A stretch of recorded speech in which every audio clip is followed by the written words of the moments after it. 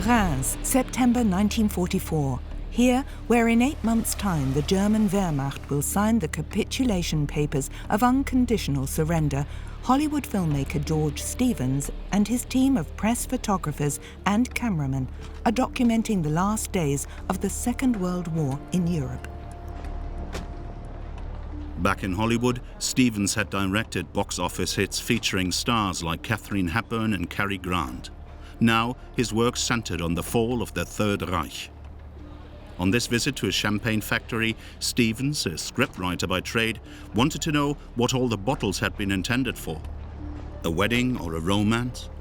Would they have induced a mere mortal to change his whole life?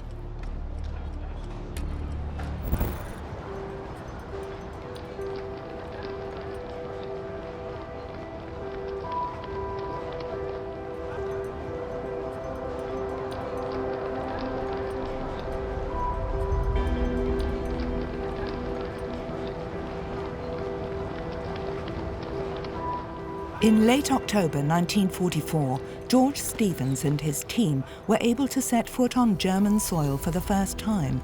After weeks of fighting, American troops had taken Aachen. It was the first German city to fall into Allied hands. Although Stevens and his men were actually going to document the war in black and white, they also had 16mm colour film with them. It produced unique footage.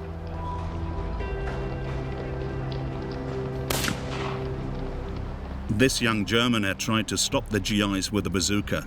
It had cost him his life. Stevens felt little sympathy for the man who plunged Europe and the rest of the world into war. Remains of the battle for Aachen. The war was already in its 6th year, and no one had any idea when the slaughter would finally end. Around 13,000 Wehrmacht troops and 5,000 members of the Volkssturm, a national militia rather like a home guard, had defended Aachen against a superior Allied force of 100,000 GIs. On October the 12th, 1944, Field Marshal Gerd von Rundstedt had insisted that the ancient imperial German city of Aachen be held to the last man. If necessary, the defenders had to be buried among its ruins, just as he had promised his supreme commander, Adolf Hitler. In the end, however, on October the 21st, 1944, the military commander of Aachen capitulated. He thus saved the lives of some 12,000 men who were now American prisoners of war. Just before capitulating, he sent a heroic radio message. After bitter house-to-house and man-to-man fighting, the defenders of Aachen have run out of ammunition, food and water. The last remnants of our forces, defending this imperial German city, are engaged in hand-to-hand fighting around the command post. All radios have been prepared for destruction. In the unshakable belief in the justness of our cause and in our victory, this is a final greeting to our beloved German homeland. Long live the Führer. Out of an original population of 160,000, around 6,000 of Aachen's inhabitants stuck it out while the town was still being contested. For them too, the war was now over, but only a few were willing to see reason. Only a few weeks after Aachen fell, the US Secret Service stated that many of its citizens were maudlin, had eyes for nothing but their own suffering, and were unwilling to reflect on their own role during the Third Reich. And no one admitted to having been a Nazi.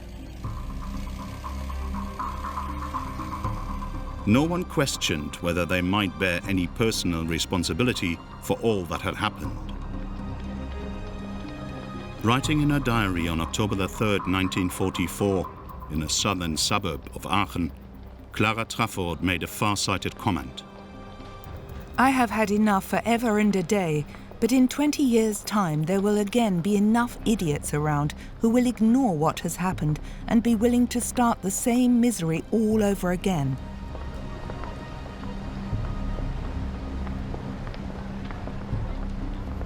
In Aachen, George Stevens' team shot roll after roll of film. But because it didn't contain any actual fighting, The footage was never shown on any newsreel. The Hollywood director Stevens took great care not to expose his team to danger. As a result, it was only years later that the color films were found in his estate.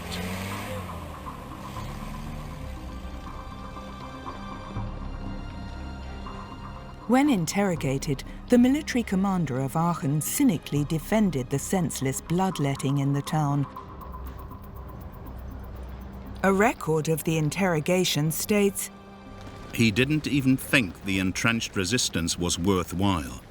In his view, it would have been far better if the troops deployed in Aachen had been withdrawn in good time and used to strengthen defensive positions east of the town."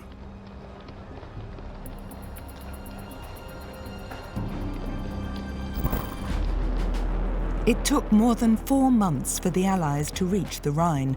In mid-March 1945, a US Air Force team filmed on the bridge at Remagen. The German Air Force made repeated attempts to destroy the structure, but the Americans doggedly defended their biggest coup so far. Artillery units took up position to secure the only intact bridge over the Rhine.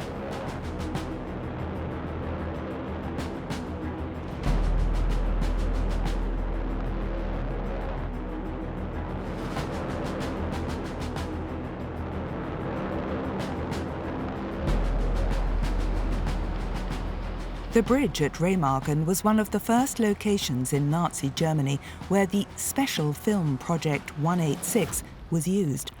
On March 7, 1945, US forces managed at the last minute to prevent the railway bridge from being blown up. Within 24 hours, 8,000 GIs had established a bridgehead on the far side of the Rhine, Germany's river of destiny. All attempts by the German Air Force to block the crossing point were in vain. Even bombarding the bridge with Hitler's wonder weapon, the V-2, proved fruitless. Time and again, German planes were brought down by American artillery fire. Scenes like this were particularly important for the US Air Force camera team. Their mission was to document the aerial battle for Germany so it could be shown in cinemas back home. To make this possible, those responsible had sourced the country for 16mm color film and shipped it to Europe. One major element of the Air Force cameramen's mission was to document the success of American bombing raids. So in March 1945, a team visited Duran to take on-the-spot footage for the first time. The small town west of Cologne was nothing but a pile of rubble.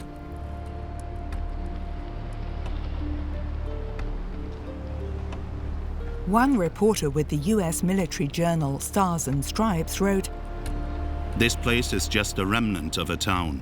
No one lives here anymore. There are indications that Duran was a town with nice houses." Captain Larkin said, "If the Germans want to have a town called Duran again after the war, they will probably find a nice place a few miles north and build something new there."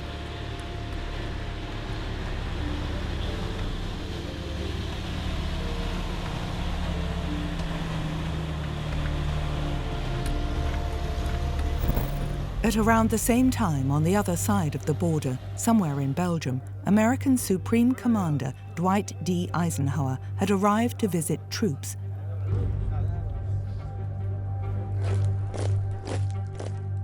This rare footage was taken by Major Kirk B. Lawton, Eisenhower's man for photojournalism during the Second World War. The Americans staged a military parade as a demonstration of their great self-assurance. Eisenhower was confident that the Allied advance in the West would soon be crowned with success. He knew that the German Wehrmacht was almost incapable of movement and of low battle strength. But even he wanted to proceed cautiously step by step. The next major objective was a large-scale advance by the Allied armies across the Rhine and deep into the heart of the Reich. Hundreds of thousands of GIs were firmly resolved to finally bring Germany to its knees. But there was tension between the Allies as to the right strategy. Above all, the British were frustrated because they felt the Americans were not paying sufficient attention to their proposals.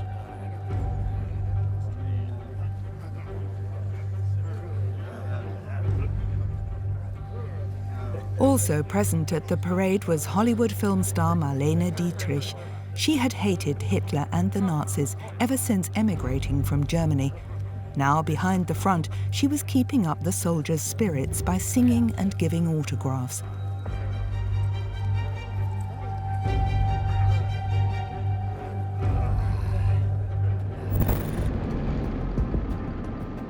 On March the 23rd, 1945, the Allies crossed the Rhine on a broad front.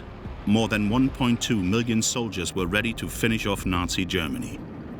Heavy equipment was transported to the other side of the river on hastily erected pontoon bridges.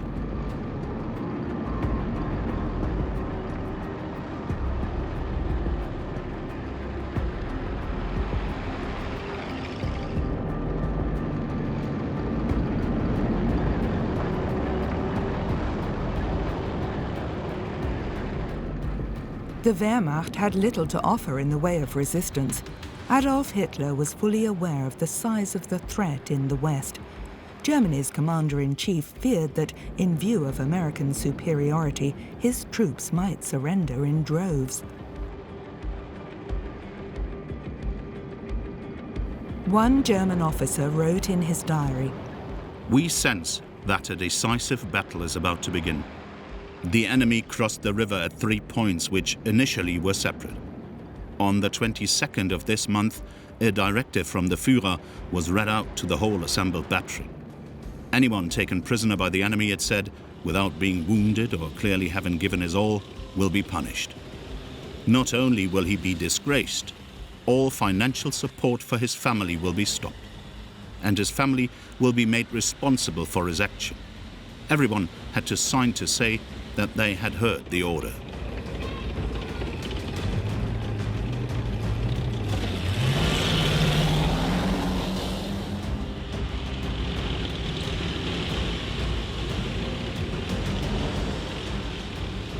Cameramen with Special Film Project 186 captured the American advance on the far side of the Rhine.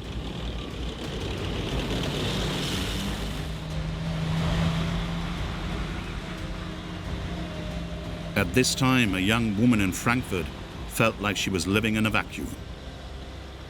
"We're sitting here waiting for the Americans. At last I have the time once again to think about the history of our world, which is so often written by power-hungry idiots. If it didn't cost human lives and thus be so tragic, it would actually be amusing."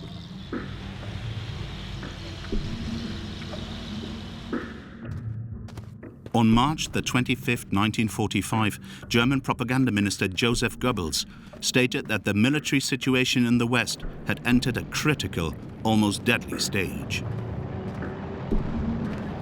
At the same time, a young girl in the Westerwald region wrote in her diary, "It's a Sunday like any other, yet, in view of the strained circumstances we can expect, one full of dread and inner turmoil, if only it were all over. It can't be long before the enemy gets here." Suddenly, someone shouted, "The Americans are coming!" You've no time to think. Like Schiller, all you can say is, "Everyone runs, rescues, flees." At the back of the village, a sad picture presents itself. Is that our proud German Wehrmacht? The village has been handed over. Around 200 German soldiers who had gathered here have been taken prisoner.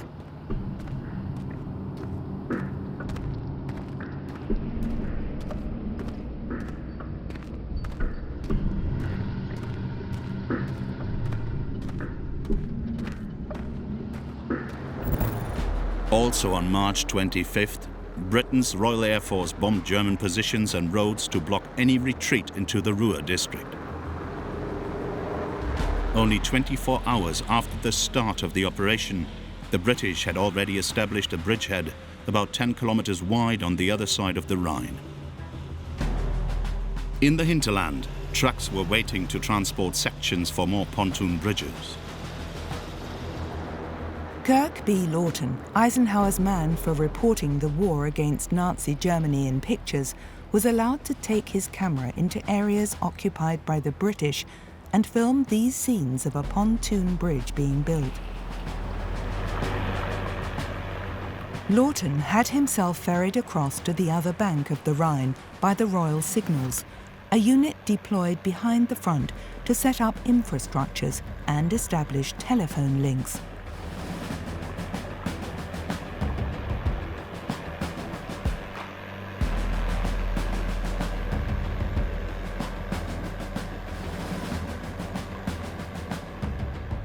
On the shore, the ground was being swept for landmines planted by the Germans.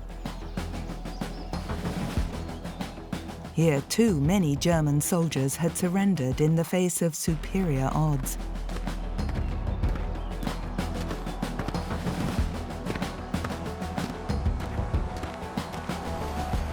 British military strategists had prepared Operation Plunder with the utmost precision. Now, top brass in London was expecting the Americans to accept that the further advance into the heart of the Reich would take place under British command.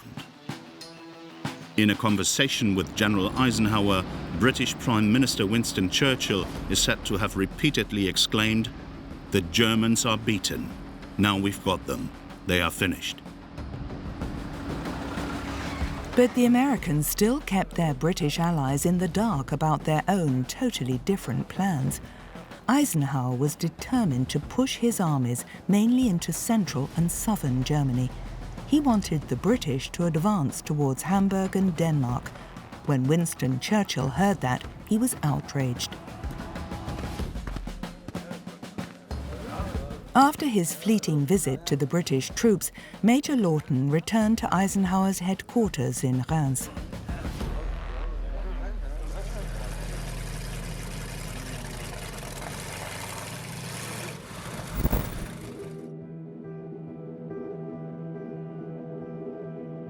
In early March 1945, Cologne became the first major German city to fall to the Allies.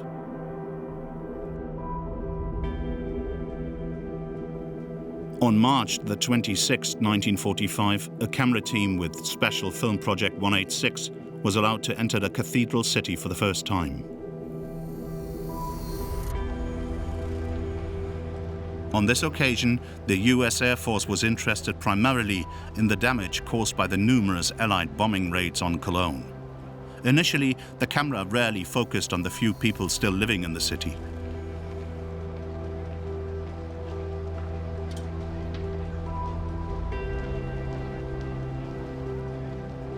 American author and journalist Janet Flanner arrived in Cologne only a few days after its fall. She wrote, Cologne on the Rhine is now a paradigm of destruction. Cologne has been blown up with its medieval splendor. In the rubble and loneliness of physical destruction, Cologne leans on its banks, bare of any form and unadorned.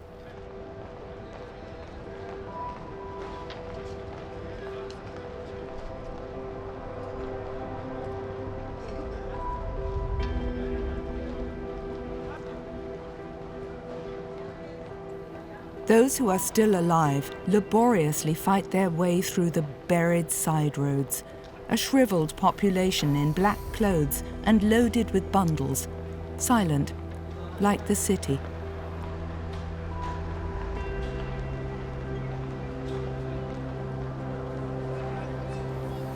No one knew exactly how many people were living in the ruins of Cologne.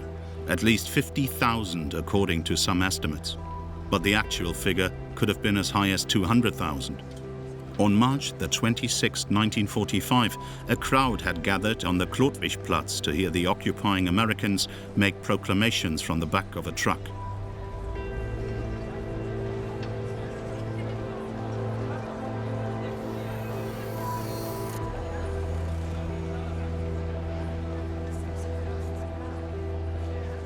In the first few days of the American occupation, one German woman noted, "We're only allowed to go out during the daytime.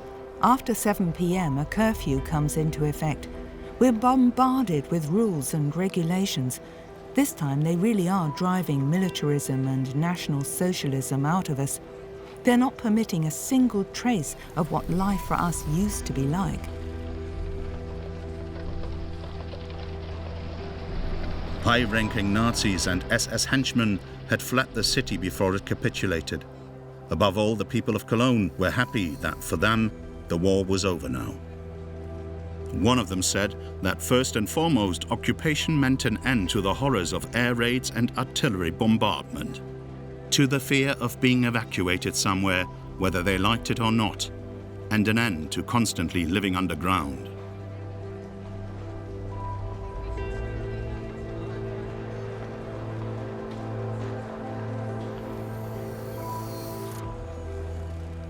A returning émigré, socialist Werner Hansen, was working for the American Secret Service. On March the 27th, 1945, he wrote this about the people of Cologne. They are very helpful and happy if they can be useful to any American soldier. I walked around the city in uniform for about 8 days. I didn't speak to a single hostile person. I will never forget the old worker's wife who hugged me, crying with happiness and joy, because the Nazis were now gone and we were there.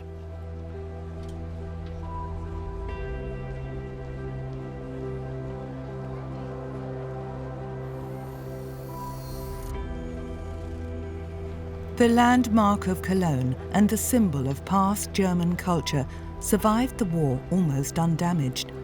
Allied bomber pilots had been instructed not to endanger the cathedral.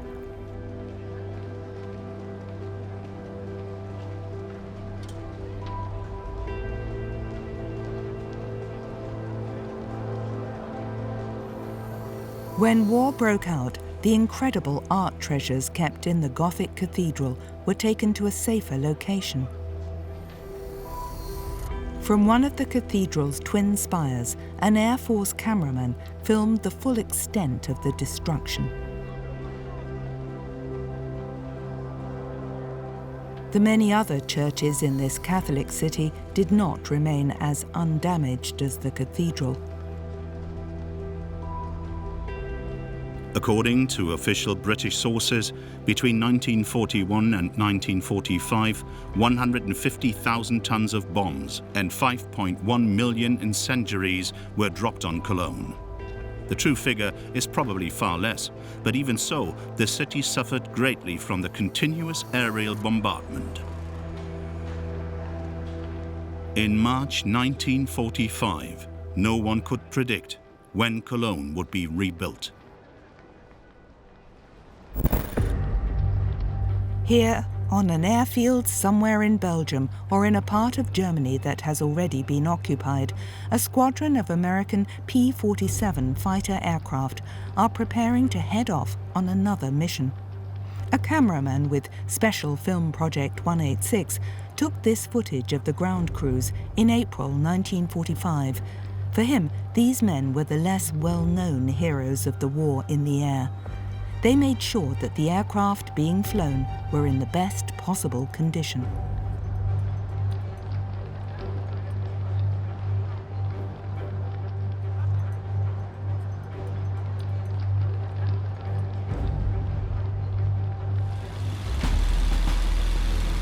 The P-47 Thunderbolt was a single-engine American fighter bomber which proved to be one of the most effective aircraft in the war against the Nazis.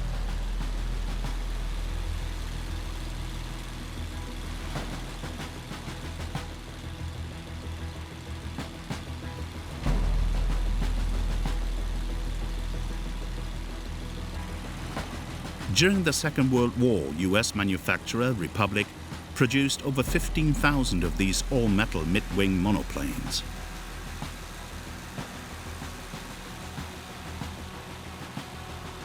The P-47 had just one pilot. As a rule, Thunderbolts attacked their targets in small squadrons. That was also the case in March and April 1945.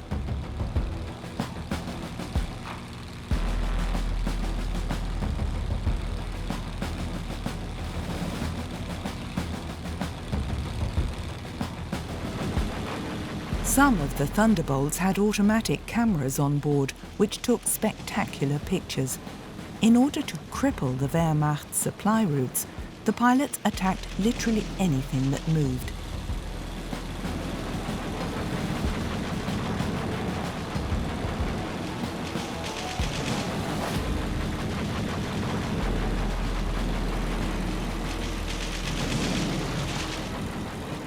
Railway lines and freight yards were favourite targets.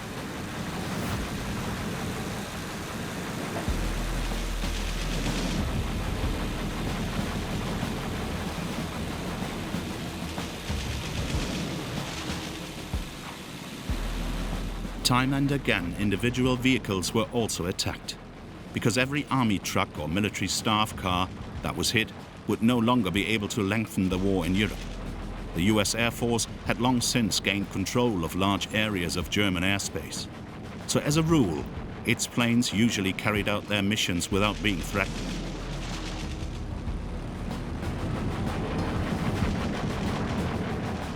It's not known how many civilians lost their lives in these attacks. The US Air Force regarded such casualties as collateral damage. Troops and fanatical Nazis could have been holed up in harmless-looking villages in order to stop the Allied advance.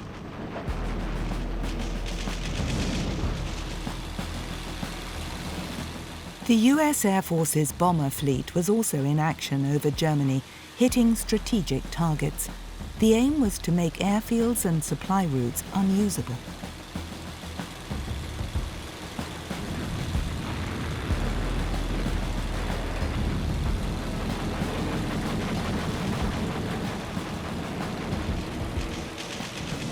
By now, the Luftwaffe was almost incapable of putting up any effective defence.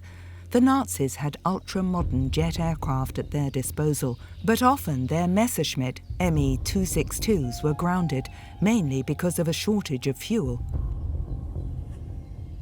Time and again, as they advanced, the Americans came across camouflaged Me-262s.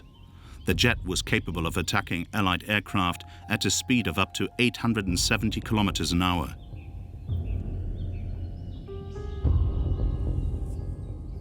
Experts eagerly inspected the new aircraft and their futuristic jet engines, which had been developed by Messerschmitt in Augsburg.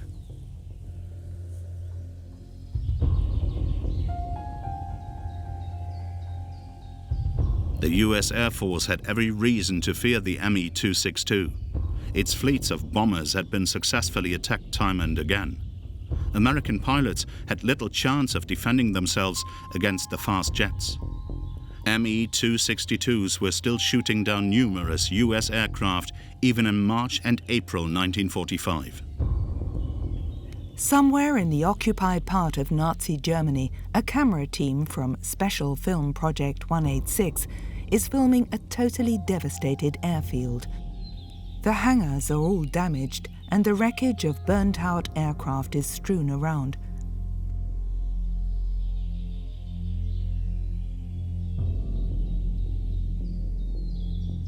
To enhance the effectiveness of this pan shot, the camera team have placed a portrait of Hitler in it, upside down, of course. It is intended to symbolize the imminent downfall of the dictator and his Nazi regime.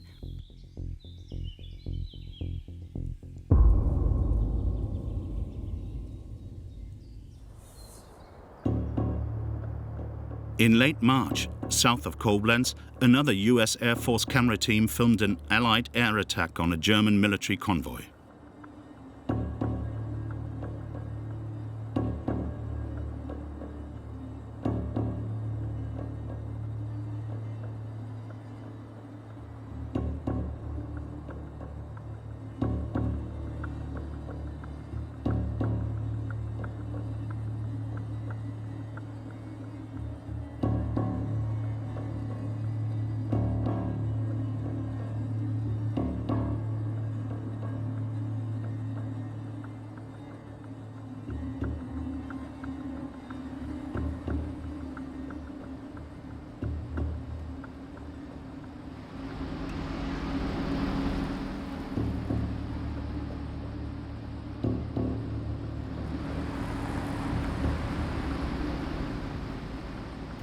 The cameraman repeatedly panned across the destroyed vehicles.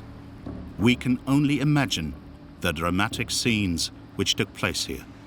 It is not clear whether this convoy, which belonged to the notorious SS, was on its way to the front or was looking for refuge from the advancing Americans. Nor can we tell how many soldiers lost their lives here.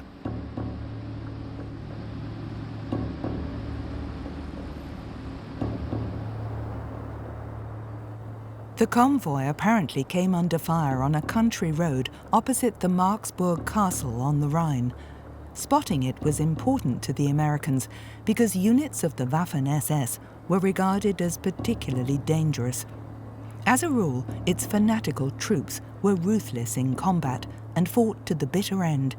This devastating attack seriously hit SS supplies and would undoubtedly save many a GI's life in the weeks ahead.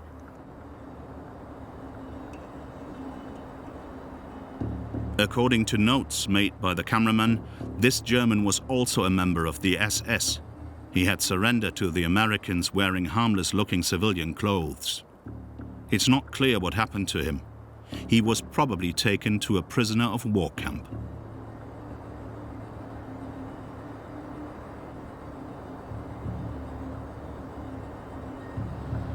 Not far from this scene, peace was already a reality. In a village near Boppard on the Rhine, people can be seen queuing for food. American journalist Martha Gellhorn documented her impressions of the defeated enemy. No one is a Nazi. Nobody has ever been one. We have had enough of this government, they say. The Americans are welcome to us.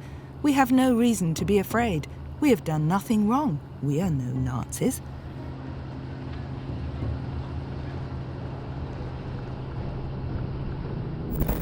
"60 kilometers downstream, an automatic camera belonging to the Air Force team took this aerial footage of the bridge at Remagen. The bridge, which had long since become a symbol of imminent victory, had by now collapsed. George Stevens and his team arrived here at the end of March 1945. The Hollywood director had been flown in from Paris at the personal request of General Eisenhower to document the successful advance of the Allied forces. From his hotel balcony, Stevens could see the pontoon bridge which had been hastily built by US engineers for getting troops across the Rhine. When the United States entered the war, the 40-year-old veteran of Tinseltown had put his career on hold to do propaganda work for the American government.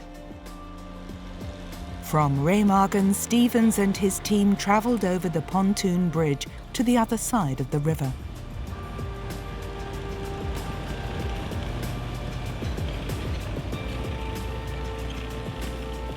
A few young Germans momentarily blocked the cameraman's view of ruined buildings on the riverbank. Adolf Hitler had declared the Rhine to be an unsurmountable bulwark against the Allied advance in the West. Germany's river of destiny had to be held at all cost. But now in Remagen, the war was already a long way off. Here, Stevens and his men are inspecting the ruins of the bridge. On March the 17th, 1945, US engineers were carrying out maintenance work on the seriously damaged bridge when it suddenly collapsed. 25 GIs were killed immediately and 3 more died later from their injuries. A plaque commemorates the glorious capture of the railway bridge on March the 7th. As they retreated, the Germans had mined this tunnel. During the war, it had served the local population as a shelter from Allied bombing raids. A plaque bears the names of those American engineers who lost their lives when the bridge collapsed.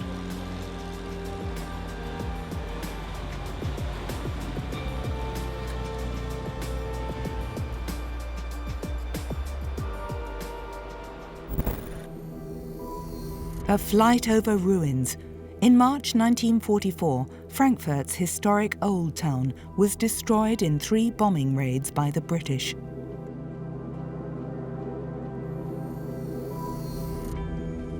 Even then, experts were already thinking about how the city might be rebuilt after the war, but its Nazi bigwigs immediately forestalled such plans. In 1944, the Nazi Party newspaper, the Völkische Beobachter, published an article which rejected any nostalgic sentiment with regard to the later reconstruction of what the paper described as our cities murdered from the air in barbarian attacks. People must be prepared, it said, to take a radical decision and allow that which is dead to rest in its grave. In this respect, hatred must become holy.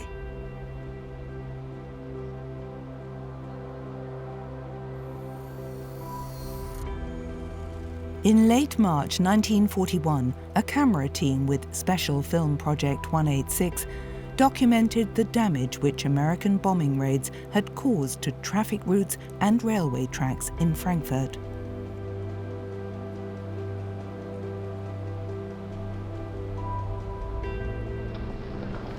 The cameraman also filmed German prisoners of war being led out of the city.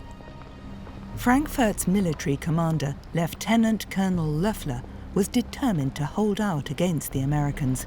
He told his men, "If we knew there was nothing to back us up, we could wave a white flag and end matters.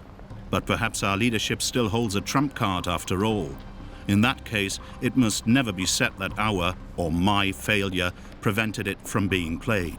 Therefore, we will do what we have to do." On March the 27th, 1945, American artillery shells hit the German command post in the city. Loeffler was seriously wounded and died from his injuries.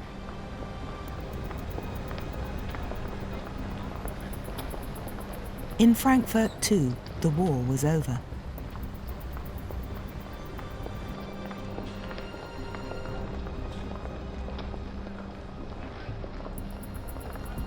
At the same time, American units were advancing further into the heart of the Reich.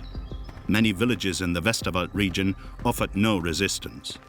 Often, courageous citizens had hung white flags from their windows. This was still dangerous because such actions were punishable by death. Time and again, Germans who were tired of the war and wanted to put an end to the madness were hanged or shot out of hand by fanatical Nazis.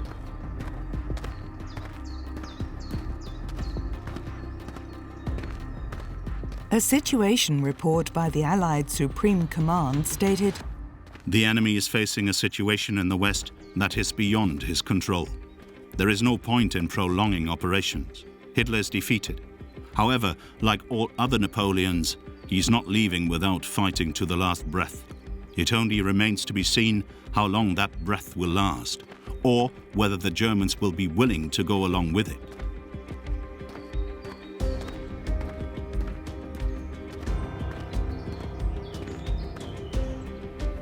When a town or village surrendered without a fight, everything went smoothly. Often tank traps were removed by the inhabitants themselves so that US armor could advance more quickly.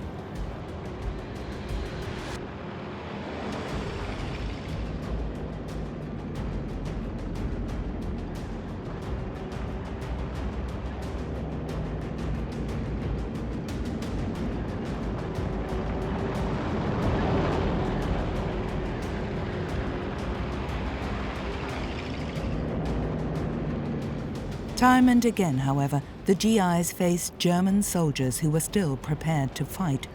Afterwards, the wounded were cared for by American paramedics.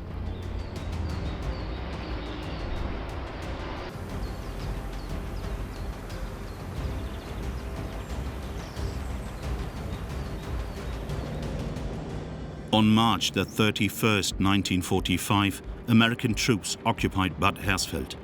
After offering brief resistance outside the town, its commander decided to surrender. French prisoners of war welcomed their liberators. A camera team with Special Film Project 186 captured the moment the war for this town came to an end. Here, a delegation from the municipal administration and the military negotiate the peaceful handover with an American advance party. Most of the inhabitants were relieved to have got off so lightly. Some of the buildings were in flames because of artillery fire, but that was the only damage here.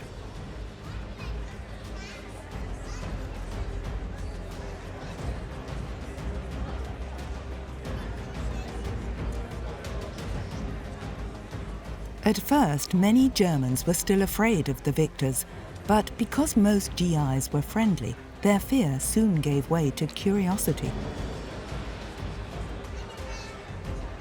Bad Harfield could count itself lucky once again.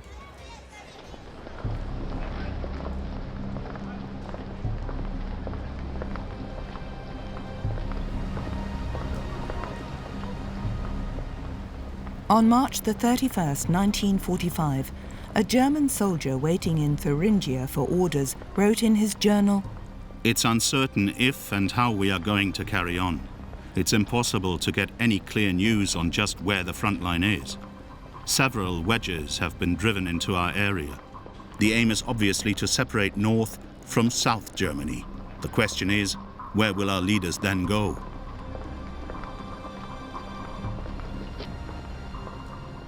Near Wolfhagen in northern Hesse, a US Air Force cameraman filmed a temporary prisoner of war camp. Hundreds of German soldiers and national militia fighters were crowded together behind barbed wire fences. In a letter to his parents written on April 1st, 1945, a German soldier described the thoughts of the Wehrmacht's last reserves. "This year we Germans are experiencing one of the saddest Easter festivals in our history. The enemy has penetrated deep into the east and west of our country. But the war will only be lost if we abandon ourselves. Even if Germany capitulated, would the war be over for us? No, that would only be the start of the horror, and we wouldn't even have weapons to defend ourselves. But as long as we still have weapons and firm belief in the rectitude of our cause, nothing is lost. I am convinced that there will be a decisive turn of events. The destiny which the Führer has given us will not permit all the terrible sacrifices to have been in vain." On this Easter Sunday, American units advanced further north towards Kassel, taking one town after another, as if it were routine. Organized defense, it seemed, no longer existed. But the Americans were worried that there might be fanatical partisan units behind the front. Every civilian could turn out to be a werewolf, as the GIs called them. Broadcasting from its own radio station on April 1st, 1945, the self-styled Movement of National Socialist Freedom Fighters announced that it would attack enemy troops and German collaborators everywhere in the occupied areas. The werewolves' rallying call was, "Hatred is our prayer, and vengeance our war cry."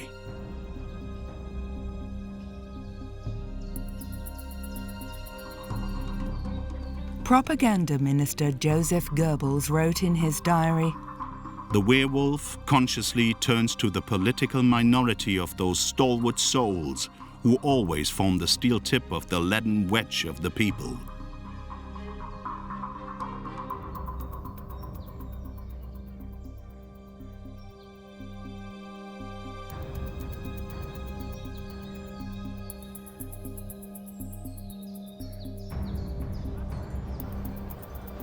In its demise, the Third Reich came up with newer and newer forms of terror, and the regime's henchmen didn't even shrink from murdering its own people if they surrendered to the enemy.